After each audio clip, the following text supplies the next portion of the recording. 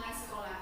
Karena dengan adanya penerapan disiplin positif ini, saya harapkan dapat membawa perubahan positif juga bagi sekolah kita, terutama tentang perubahan karakter pada anak-anak didik kita. Jadi dengan adanya peningkatan karakter sesuai dengan profil pelajar Pancasila, diharapkan siswa-siswi kita dapat dapat memajukan diri sendiri maupun sekolah kita. Jadi dengan adanya penumbuhan sikap karakter bagi peserta didik maupun bagi Dewan Guru juga, diharapkan profil pelajar Pancasila dapat kita terapkan di sekolah kita ini. Jadi hanya ini yang dapat saya sampaikan. Lebih dan kurang saya mohon maaf. Saya akhiri. Wassalamualaikum warahmatullahi wabarakatuh.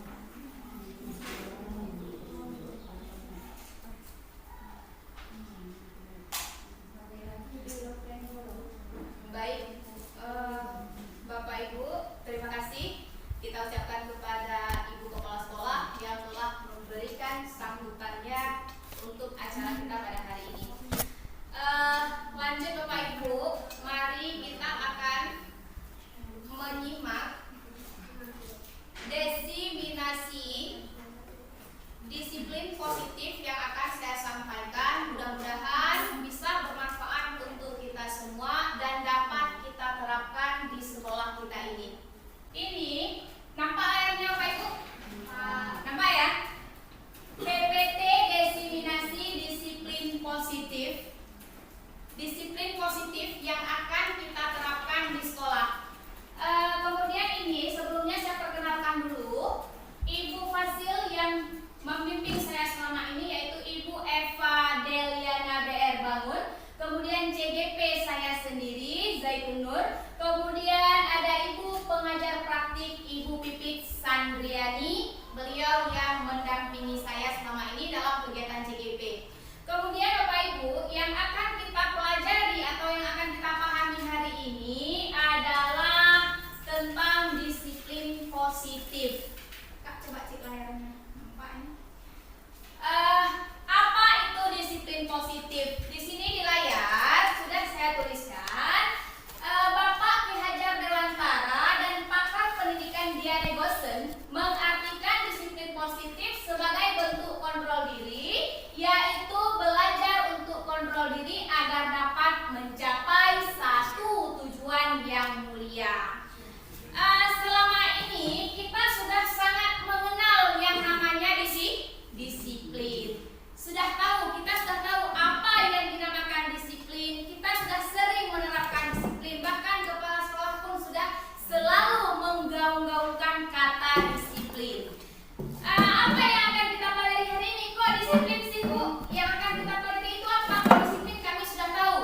Yang akan kita pelajari Bapak Ibu, bagaimana sebenarnya cara kita menerapkan disiplin positif ini. Yang selama ini kita tahu tentang disiplin itu masuk sekolah tepat waktu, kemudian pakaian harus seragam. Sebenarnya bukan itu saja yang diharapkan dari disiplin positif ini Bapak Ibu. Mari kita lihat selanjutnya. Konsep inti budaya positif. Konsep inti dari disiplin positif ini apa sih?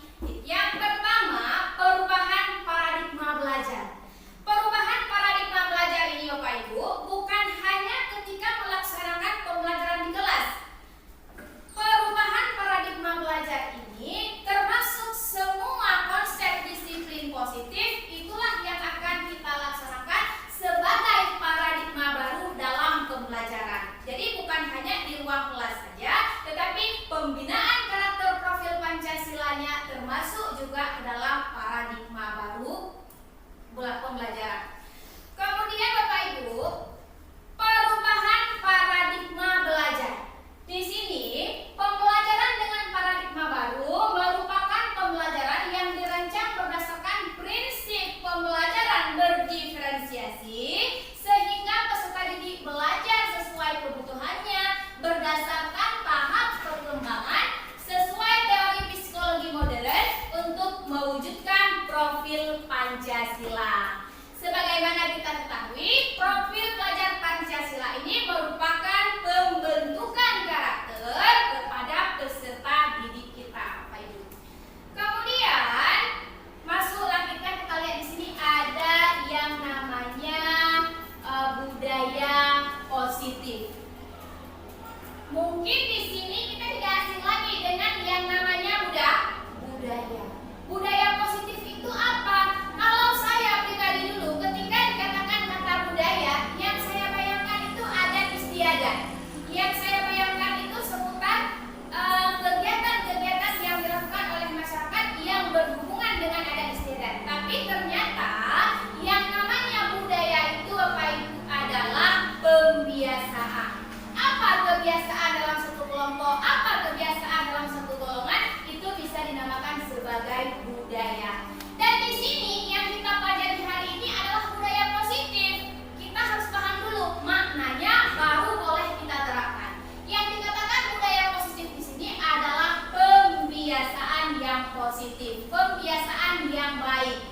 Kemudian di sini Bapak Ibu ada nilai-nilai keyakinan dan kebiasaan-kebiasaan di sekolah yang berpihak pada murid dapat berkembang menjadi pribadi yang kritis, penuh hormat dan bertanggung jawab. Inilah dia pembiasaan positif. Apa yang kita biasakan? Membiasakan hal-hal yang positif kepada peserta didik, membiasakan hal-hal yang positif, menanamkan nilai-nilai yang positif dalam lingkungan pembelajaran di sekolah.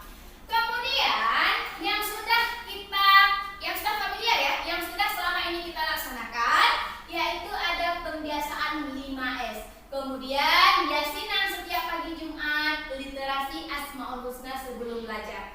Diharapkan Bapak Ibu yang sudah kita kembangkan ini menjadi konsisten dan kontinu. Itu sangat diharapkan agar apa? Kalau hanya kita untuk mengambil dokumentasi saja, hanya untuk melakukan sesuatu untuk bisa kita sebagai pelengkap tugas, itu tidak akan jalan. Tapi bagaimana juga caranya biar kegiatan ini memang rutin kita laksanakan, kolaborasi dengan semua warga sekolah.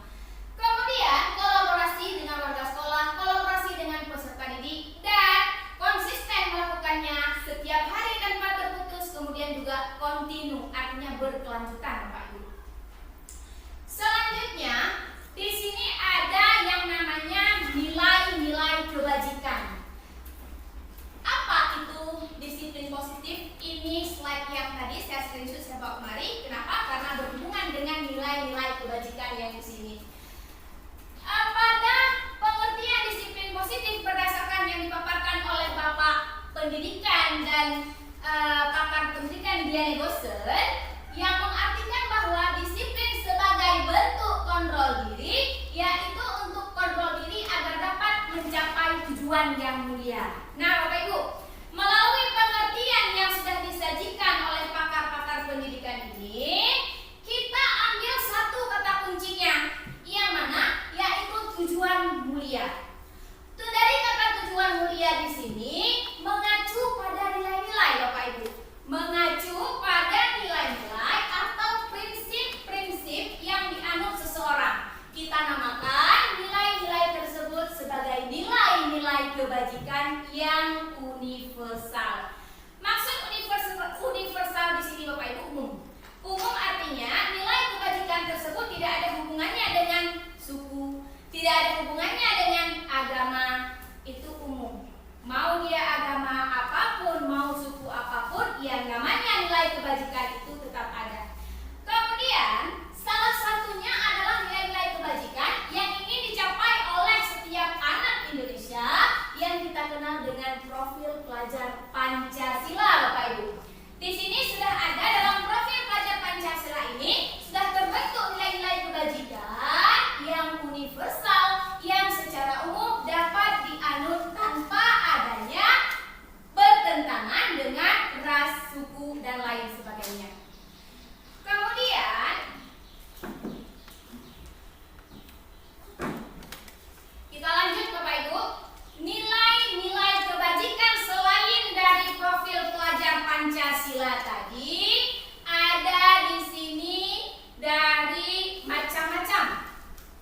banyak para pakar yang sudah membuat nilai-nilai kebajikan yang bisa kita terapkan di sekolah. Salah satunya, ini saya kutip, IBO Pioneer Years Program, ada toleransi, rasa hormat, integritas, mandiri, menghargai, antusias, empati. Ini slide-nya nanti bisa saya bagikan Bapak Ibu untuk dapat kita terapkan yang mana yang cocok untuk sekolah kita. Kemudian Bapak Ibu, mari kita lihat selanjutnya. Keyakinan kelas.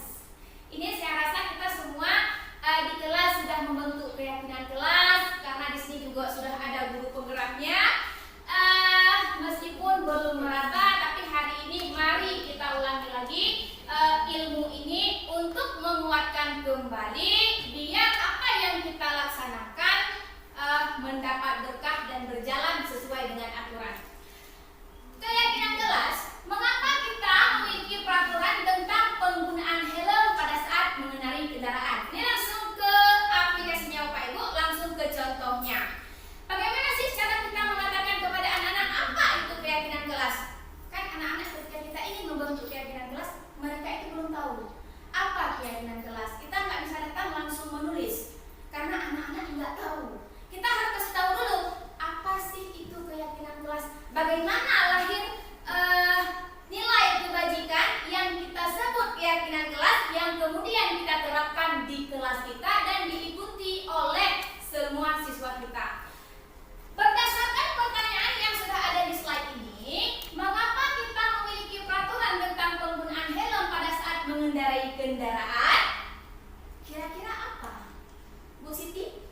Ibu Siti kalau ke sekolah pakai helm itu untuk apa, Bu? Untuk melindungi. Untuk melindungi. Melindungi dari apa? Maaf, kadang kita ada terjatuh dari Honda, kepala kita terlindungi. Di jalan, biar tidak silau dengan matahari, kepala kita juga, mata kita terlindungi. Dari kelakuan kita ini memakai helm untuk berkendaraan, maka lahirlah dia di sini nilai kebajikan. Kemungkinan jawabannya di sini adalah untuk keselamatan. Kemudian untuk pertanyaan yang kedua, ini cara-cara kita menggali dan mengenalkan keyakinan kelas ini kepada anak. Dan karena saya yakin kalau misalkan mereka belum pernah mendengar, pasti mereka tidak tahu. Jadi beginilah caranya kita menumbuhkan nilai kebajikan yang ada pada anak. Mengapa kita memiliki peraturan tentang penggunaan masker? Kita kaitkan, untuk apa sih kita menggunakan masker itu? Untuk apa kita menggunakan masker? Yang pertama, coba saya mau dengar dari Bu Muslimah, kira-kira kalau menggunakan masker untuk apa, Bu? Untuk melindungi abu. Untuk terhindar dari? Boleh. Untuk terhindar dari polusi udara yang kotor, segala macam, asap kendaraan di jalan. Akhirnya, berdasarkan pertanyaan ini, lahirlah kemungkinan jawaban dari kita semua kenapa menggunakan masker, yaitu untuk kesehatan. Berarti menjaga kesehatan. Disinilah cara-cara kita melahirkan nilai kebajikan itu, Bapak Ibu, sehingga terbentuk sebagai keyakinan kelas. Nilai-nilai keselamatan atau kesehatan inilah yang kita sebut suatu keyakinan. Kemudian yaitu nilai kebajikan yang universal yang disepakati secara tersirat dan tersurat lepas dari latar belakang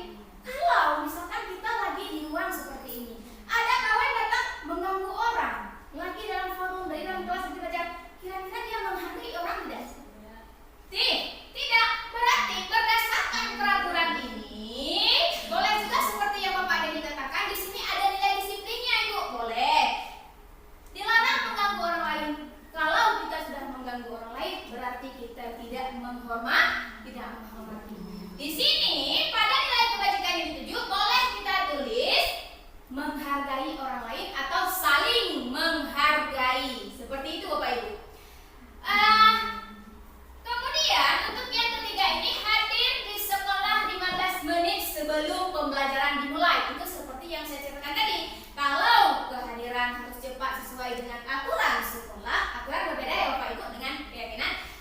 Berarti barulah di sini lahir nilai kebajikan yang kita tuju adalah disiplin. Ini caranya Bapak Ibu. Cukup 3 saja saya berikan contohnya bagaimana proses membentuk keyakinan kelas bersama peserta didik kita. Inilah kita sajikan dulu tabel, bukan kita yang mengisi, tapi kita minta anak-anak untuk mengisi di depan bagaimana yang dia inginkan terhadap kelas dia. Bagaimana nilai-nilai kebajikan itu bisa tumbuh di dalam kelas dia sendiri dengan aturan yang mereka buat sendiri. Kemudian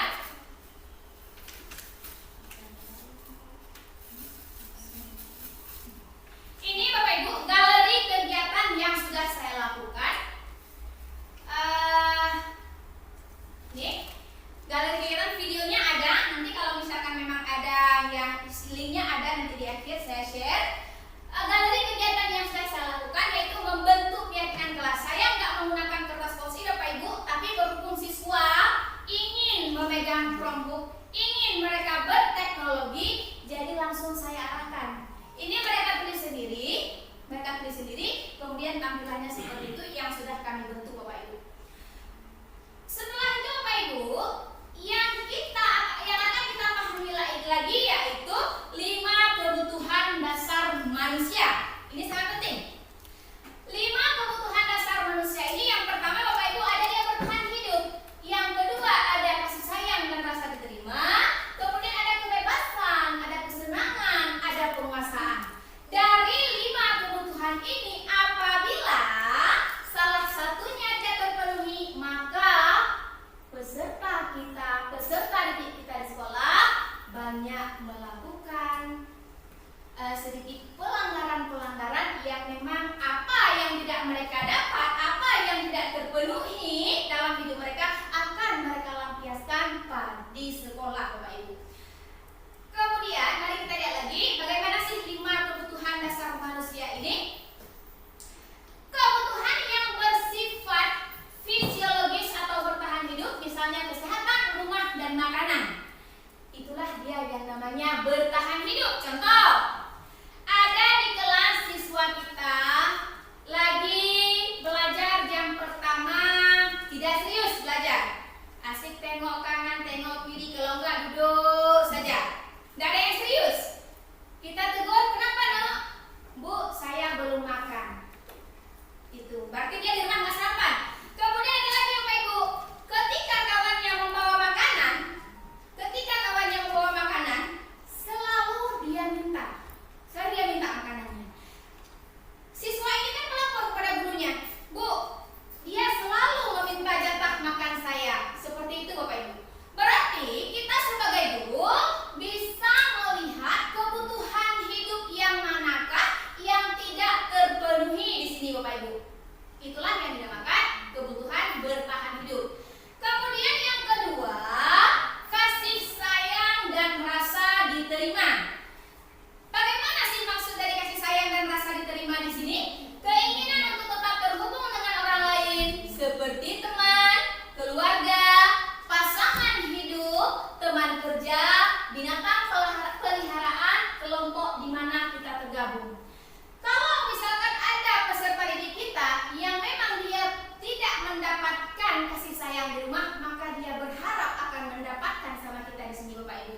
Dari segala macam tingkah pola anak di sekolah, kita bisa cek dan recek apakah kebutuhan dasarnya terpenuhi atau tidak Bapak Ibu. Kalau misalkan dia bertingkah membutuhkan kasih sayang, pasti akan sedikit campur dalam pembelajaran. Akan sedikit, ibu, selalu dia memanggil. Kadang-kadang hal yang sudah dia tahu pun ditanyakan. Itu artinya ada kebutuhan dasarnya yang tidak terpenuhi di sini Bapak Ibu. Kemudian yang ketiga yaitu penguasaan. Kebutuhan ini berhubungan dengan kekuatan untuk mencapai sesuatu, menjadi kompeten, menjadi terampil, diakui atas prestasi dan keterampilan kita. Bagaimana penguasaan ini? Kadang-kadang anak di sekolah sengaja membuat kesalahan untuk kita perhatikan. Kemudian ada kawannya, dia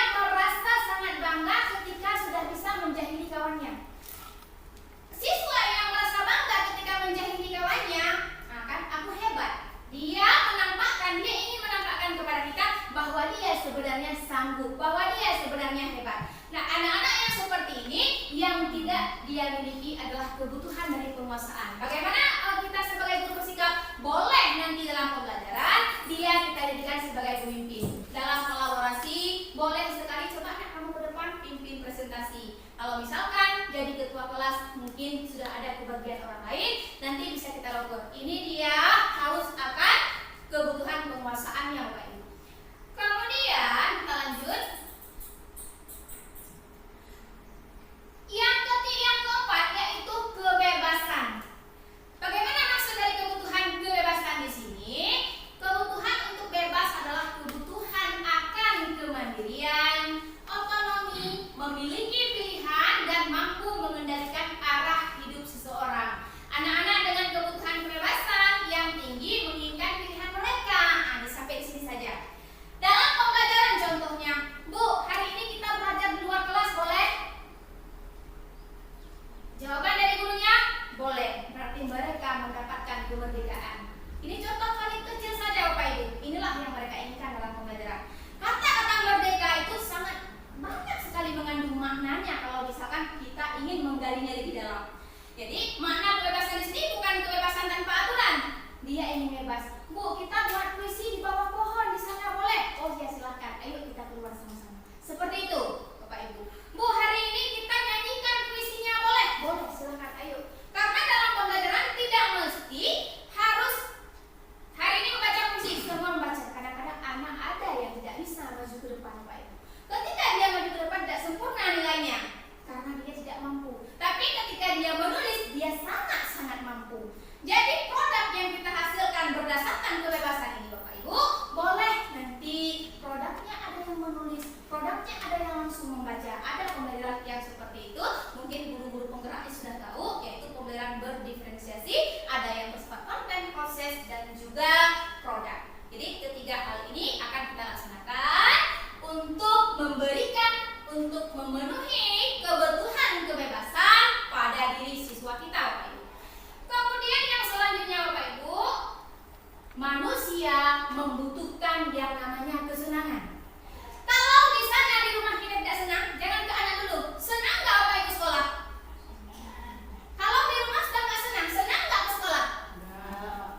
Tidak. Di jalan saja lah kita ingat terus masalah, ya kan? Di sekolah, ya Allah kapan pulang? Seperti itu. Ini adalah kebutuhan kesenangan. Bukan pada peserta didik saja, pada guru juga demikian.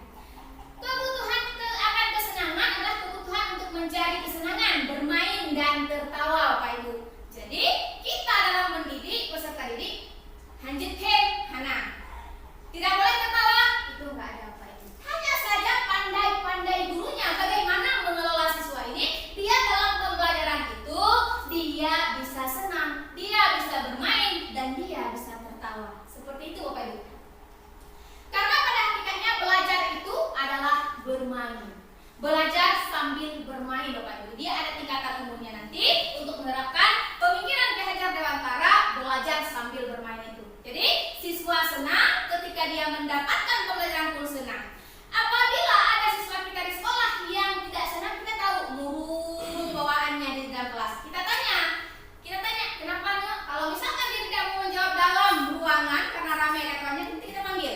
Kita harus menggali kebutuhan apa yang belum ada pada diri siswa kita sehingga di kelas dia asik tidur, sehingga di kelas dia malas belajar. Seperti itu Bapak Ibu. Kemudian kadang-kadang ada dari diri peserta didik kita yang melakukan kegiatan-kegiatan yang memang senang yang mengarah ke arah bermain. Berarti kebutuhan yang sedang berusaha dia penuhi adalah kebutuhan kesenangan. Dan itu tidak salah Bapak Ibu. Hanya membutuhkan apa? Pengarahan dari gurunya biar tidak salah arah. Kemudian setelah 5 kebutuhan dasar manusia ini, kita akan lihat ada motivasi perilaku manusia. Di sini berdasarkan yang sudah dikatakan oleh pakar pendidikan yaitu Diana Gossen dalam bukunya Restructuring School Discipline menyatakan yang pertama untuk menghindari ketidaknyamanan dan hukuman, berarti motivasi manusia melakukan sesuatu itu yang pertama Bapak Ibu untuk menghindari ketidaknyamanan dan hukuman. Bagaimana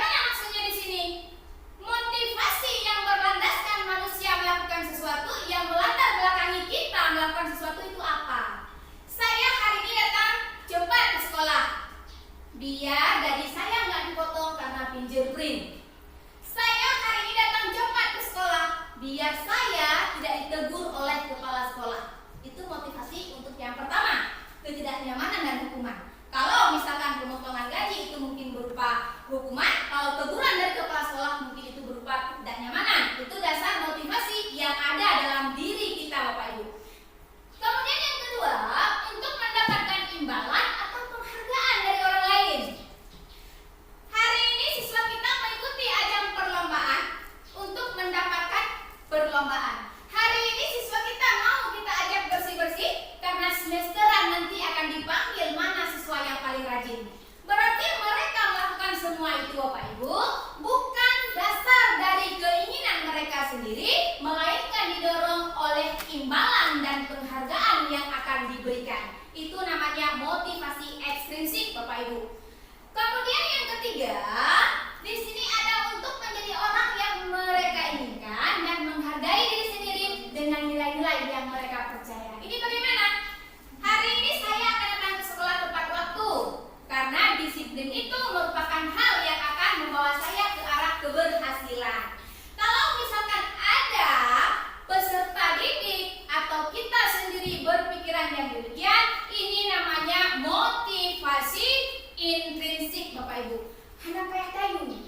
Artinya, tanpa kita suruh pun dia tetap datang cepat. Tanpa kita suruh pun dia tetap melakukan kegiatannya. Seperti itu. Tujuan dari disiplin positif adalah menanamkan motivasi yang ketiga pada murid-murid. Yang mana motivasi yang ketiga? Ini, Bapak Ibu. Untuk menjadi orang yang mereka inginkan dan menghargai diri sendiri dengan nilai-nilai yang mereka percaya. Tujuan dari disiplin positif ini bukan untuk menumbuhkan dua motivasi ini, Bapak Ibu, melainkan untuk menumbuhkan motivasi intrinsik pada peserta didik kita. Selama ini kita banyak yang salah ya, memberikan penghargaan, memberikan dalam bentuk hadiah, dalam bentuk uang. Sebenarnya itu adalah motivasi ekstrinsik yang apabila nanti tidak kita berikan lagi, maka dia tidak akan melakukan lagi kegiatan tersebut, Bapak Ibu. Yang harus kita tumbuhkan sekarang pada peserta didik kita adalah motivasi yang dianjurkan oleh disiplin positif yang sedang kita pelajari ini, yaitu motivasi yang ketiga untuk menjadi orang yang mereka inginkan dan menghargai diri sendiri dengan nilai-nilai yang mereka percaya. Artinya begini, mereka tumbuh motivasinya sendiri dengan arahan-arahan dari kita tanpa mengharapkan imbalan. Ini sebenarnya, Bapak Ibu, dari TK kita sudah dididik demikian rupa. Yang cepat mengerjakan tugas dapat bintang. Yang bisa hafal ayat pendek 2 dapat bintang hari ini 5. Besok ketika gurunya sakit tidak memberikan bintang, maka anak-anak ini stop berusaha. Nggak ada lagi yang mau berusaha karena motivasi yang kita butuh adalah motivasi ekstrinsik, bukan motivasi intrinsik, Bapak Ibu. Kemudian posisi kontrol guru. Ini poin posisi kontrol guru ini mari kita perhatikan bersama. Saya rasa ini sangat penting. Yang pertama, kita sebagai guru memiliki ada beberapa di sini posisi kontrolnya sebagai penghukum. Ini ada gambarnya, Bapak Ibu. Kira-kira kita selama ini penghukum apa bukan? Kemudian ada guru sebagai pemantau, Bapak Ibu. Kemudian ada guru sebagai teman. Kemudian ada guru sebagai pembuat rasa bersalah. Selanjutnya ada guru sebagai manajer, Bapak Ibu. Bagaimana maksud dari posisi kontrol di sini? Kita itu posisinya di mana sih ketika kita menanggapi kejadian-kejadian di sekolah, ketika kita merespon apa yang ada pada anak di sekolah, Bapak Ibu. Selanjutnya, Bapak Ibu, mari kita lihat bagaimana sih yang dinamakan dengan posisi kontrol penghukum itu. Di sini patuhi aturan saya atau awas kamu. Seperti itu. Kalau ada anak tidak patuh dalam kelas, sini kamu. Seperti itu. Kalau hari ini kamu tidak ingat dengan aturan saya, tidak patuhi aturan saya, maka besok kamu keluar, nggak usah masuk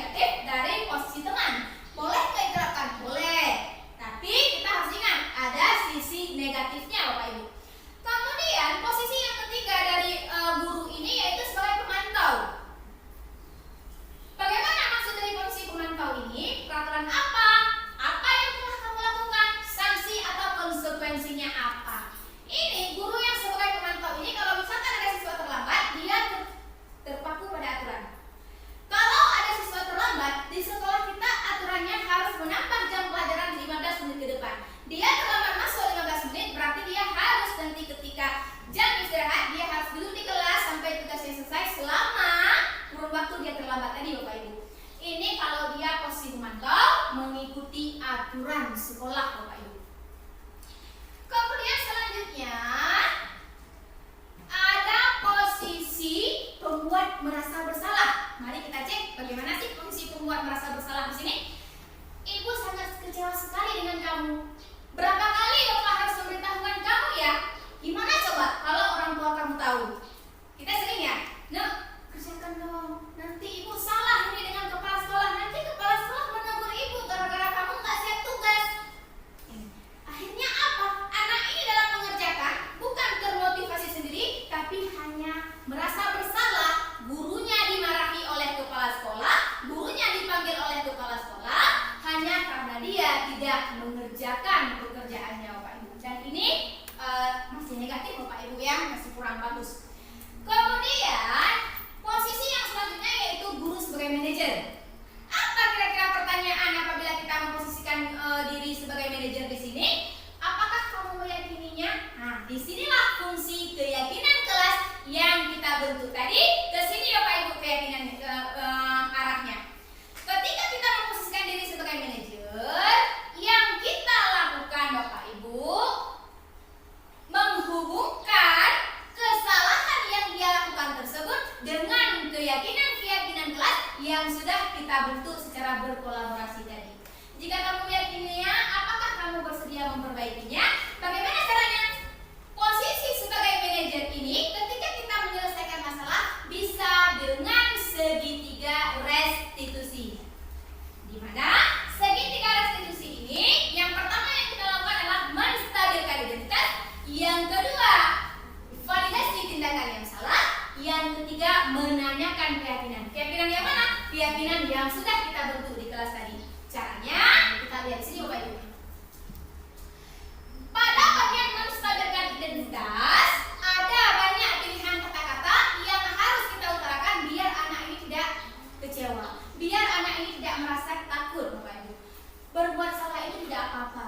Ada sesuatu terlambat. "Nek, kamu sudah terlambat berturut-turut 7 kali dalam minggu ini atau 3 kali dalam minggu ini." Nggak apa-apa, ibu dulu pernah juga terlambat. Nah, dengan satu kalimat yang kita ucapkan, "Nggak apa-apa, Nak, ibu dulu pernah juga terlambat." Nah, seperti itu namanya menstabilkan identitas. Atau ada kesalahan yang dia lakukan, bagaimana cara kita menyelesaikannya pada bagian menstabilkan identitas ini? Semua manusia itu punya salah. Nah, tidak ada manusia di dunia ini yang tidak punya salah. Berarti kita stabilkan dulu emosinya. Kita stabilkan dulu identitasnya bahwa bukan dia saja yang pernah melakukan kesalahan. Dengan begitu dia akan bercerita kenapa dia melakukan itu. Setelah itu, setelah kita stabilkan identitas dengan beberapa kalimat yang sudah saya tuliskan ini, barulah kita masuk ke validasi tindakan yang salah. Sudah ada siswa di dalam kelas. Ketika kawannya lagi belajar, datang, bro, dia menggebrak meja. Untuk mengetahui apa alasan dia menggebrak meja, yang pertama kita lakukan tadi adalah menstabilkan identitas, kemudian kita validasi tindakan dia. Validasi tindakannya yang salah yang mana? "Oh, begitu Nak ya. Kalau bagus lah ya itu cuma sampai segitu. Kalau ibu mungkin bukan kayak gitu ibu lakukan. Sudah lebih parah lagi ibu lakukan. Itu masih bagus, kamu masih bisa mengelola emosi. Meskipun yang dia lakukan itu salah Bapak Ibu. Padahal kamu bisa melakukan yang lebih buruk dari itu Nak ya." Iya, dijawab, "Iya Bu, saya jengkel sekali." Pasti ketika kita pancing dengan pertanyaan yang demikian pada bagian validasi tindakan yang salah, dia akan bercerita.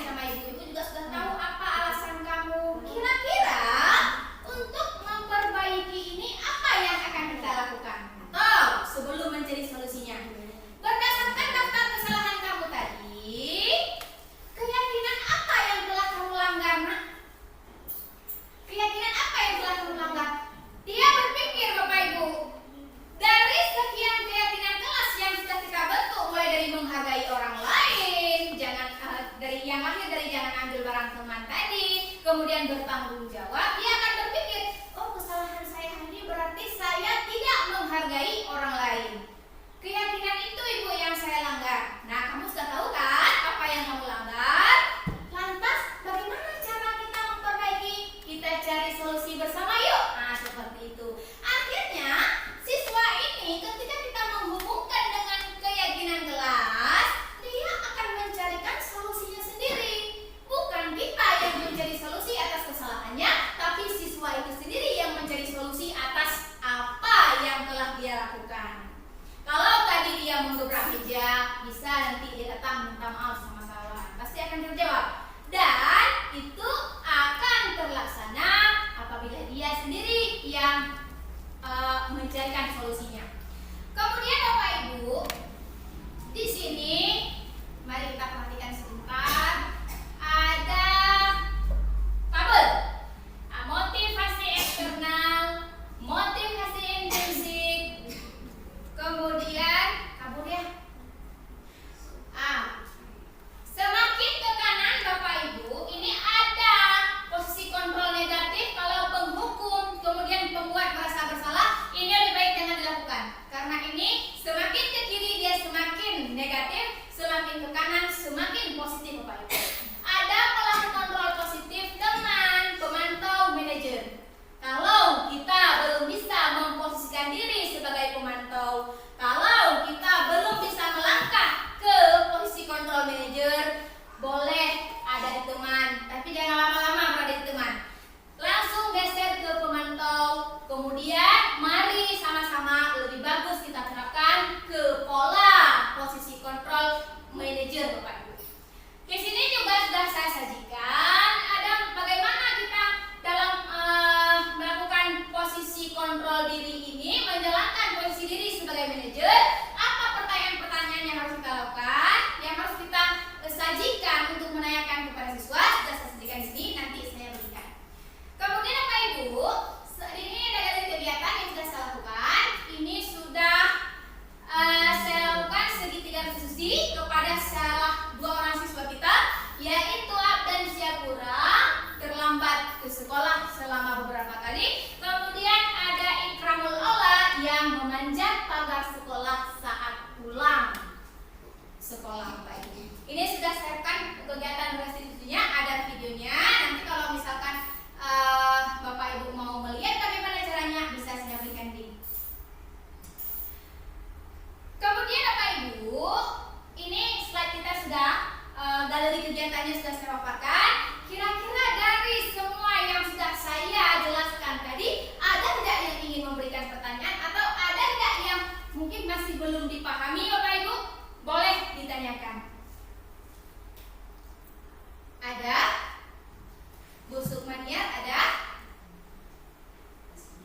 Iya boleh, silakan Bu. Assalamualaikum warahmatullahi wabarakatuh. Boleh Ibu berdiri biar nampak di kamera itu. Saya bertanya, Ya. misalnya apabila siswa tadi melanggar peraturan-peraturan atau kesepakatan kelas, untuk kita hukumkan dia bisa nggak? Bagus sekali pertanyaannya. Ini pertanyaan, terima kasih Ibu Sukmania, bagus sekali. Pertanyaan yang lebih akan membuat kita menggali lagi lebih dalam tentang disiplin positif ini. Kalau semisalnya ada salah satu siswa kita melakukan kesalahan, melanggar keyakinan kelas, boleh tidak kita memberikan hukuman? Jawabannya tidak. Punishment tidak boleh. Punishment tidak boleh. Sekalipun itu mengutip sampah di depan kelas Bapak Ibu. Ya, boleh kita kutip sampah dalam kegiatan kolaborasi, bukan untuk memberikan hukuman. Kenapa? Bagi siswa yang pribadinya rajin, bagi siswa yang memang dia itu sifat sehari-harinya bagus, ada yang berpikiran seperti ini. Malu sekali saya disuruh kutip sampah, baru sekali saya melanggar, seperti itu. Rasa malu itu akan mengganggu psikologisnya Bapak Ibu. Meskipun mungkin anak-anak yang lain tidak pernah mengejeknya, tapi dalam hatinya sudah ada, ya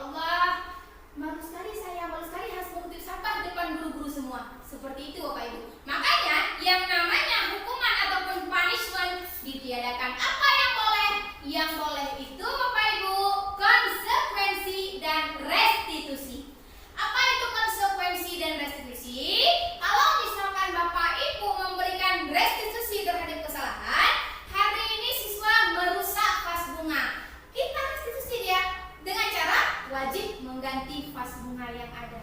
Kalau konsekuensinya apa? Kita harus berhasil membuat anak ini paham bahwa dengan kegiatan yang dia lakukan, dengan kesalahan yang dia lakukan akan merugikan dia sendiri, Bapak Ibu. Contoh, ada anak yang bolos sekolah, kita panggil, kita berikan pengertian bahwa bolos sekolah itu akan merugikan dia sendiri dengan tidak naik kelas, nilainya kurang bagus, seperti itu Bapak Ibu. Tapi tanda kutip ya, bukan dalam melakukan kesalahan-kesalahan yang kriminal. Contoh, narkoba, membunuh orang, itu nggak bisa kita restitusi Bapak Ibu. Ada hal-hal di dalam pembelajaran, dalam pendidikan yang tidak bisa kita selesaikan hanya dengan konsekuensi dan restitusi.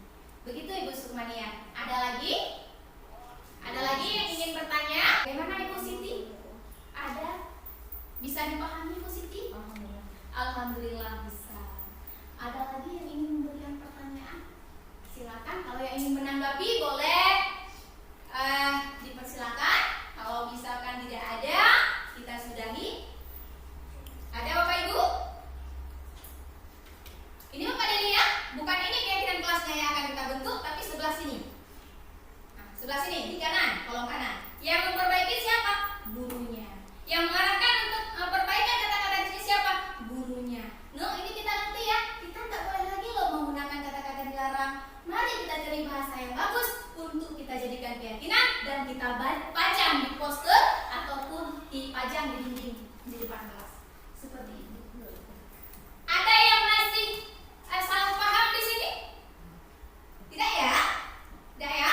Nah, di sini sudah saya luruskan. Ya silahkan. Boleh saya saran? Boleh. Biar rekan-rekan paham bagaimana proses pembuatan kesepakatan Ibu. kelas. Ini sebagai saran aja. Jadi biar rekan-rekan di sini, baik bapak, ibu guru lebih paham bagaimana penerapan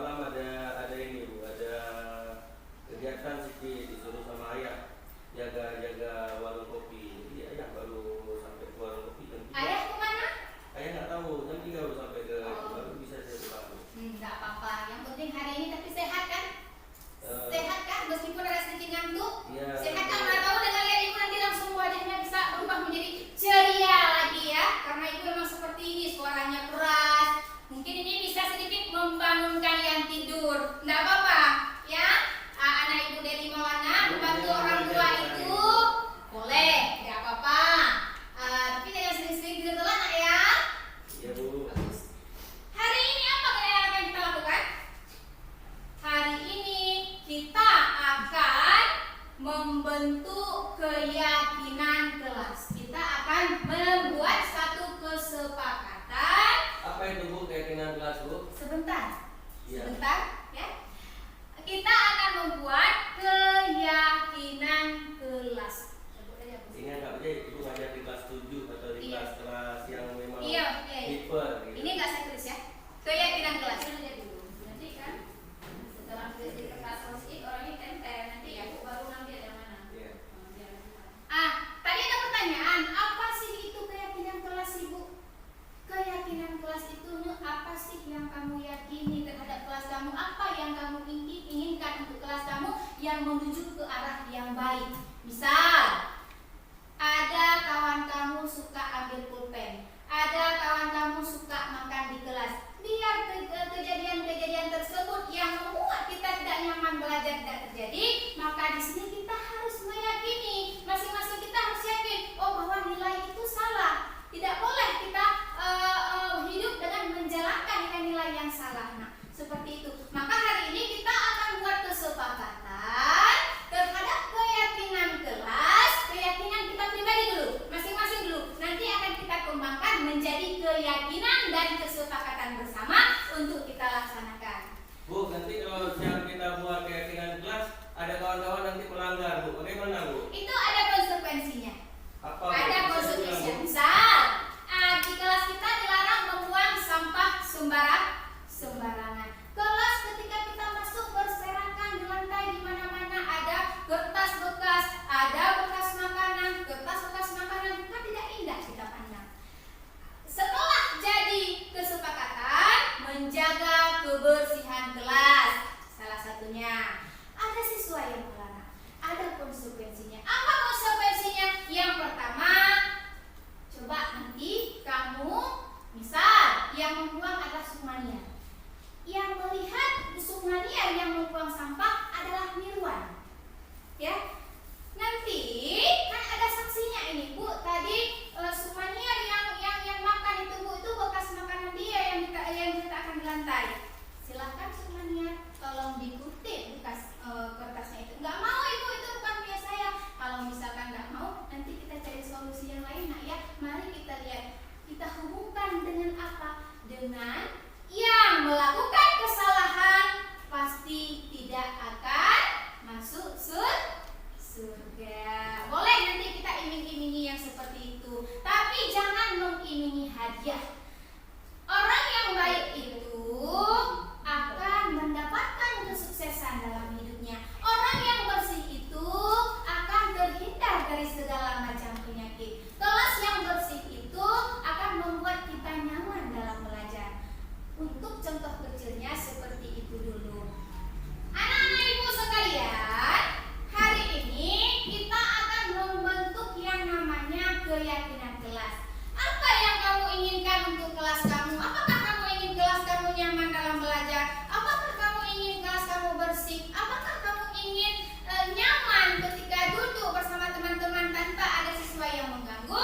Maka kita akan buat dalam bentuk keyakinan-keyakinan yang kamu yakini, kemudian kamu akan menempelkannya di depan kelas dengan kertas post-it ini. Ibu bagikan ya. Ini untuk anak Ibu Erni, kemudian anak Ibu Sukmania. Silahkan anak Ibu Deli yang paling ganteng. Jadi kalau muridnya pendiam seperti ini enak kan gurunya mengajar. Kalau ada anak Silakan. Pak Deli, menyanyi Bu, tempat di maju.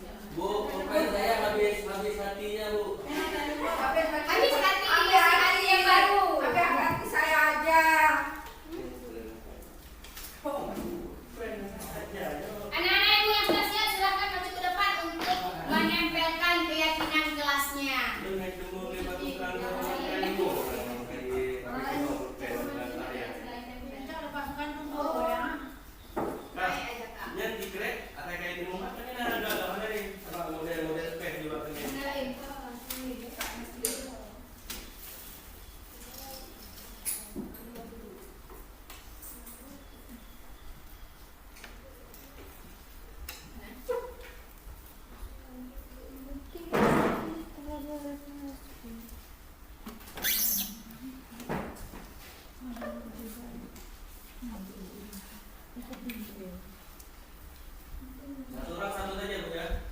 Satu aja. Satu aja ya. Nggak usah banyak-banyak. Nanti ada 10 dia. Namanya kita. Oh yang kemarin Kak ya? Oke, Bu Siti dan kawan-kawan, ini CIP 12 hampir terbuka, pantau aja di. Tadi kita berapa orang yang bisa ikut nanti di CIP 12?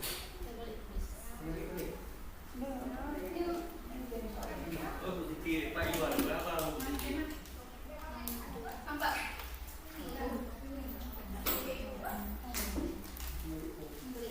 Bu, kita jeruknya satu ya. Oh, silakan. Lapar ya? Haus Bu. Ada yang kawangan ini tidak? Bisa jadi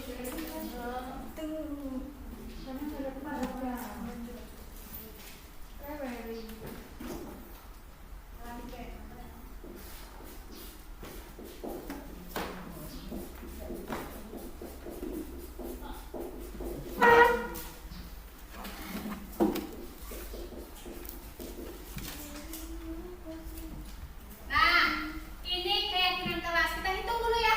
1, 2, 3, 4. Jatuh Bu, dua jatuh. Nggak ada di bawah. 1, 2, 3, 4, 5, 6, 7. Ada 7 keyakinan kelas yang sudah anak-anak ibu tuliskan semua. Boleh maju sebentar anak ibu. Siapa yang mau? Siapa yang mau silakan ke depan untuk membaca. Silakan. Ya silakan anak cantik, anak ibu yang paling cantik ya. Semua cantik-cantik yang manis. Di sini ada beberapa keyakinan kelas. Yang pertama, datang ke sekolah tepat waktu. Ya, datang ke sekolah tepat waktu. Yang kedua, Menjaga kebersihan atau buang sampah pada tempatnya. iya. Yang ketiga, Kenyamanan di kelas. Selanjutnya dilarang mengucapkan kata-kata kotor. Dan dilarang buang sampah sembarangan. iya. Harus senyum walaupun dimarahi ibu. Jangan ada sifat dendam.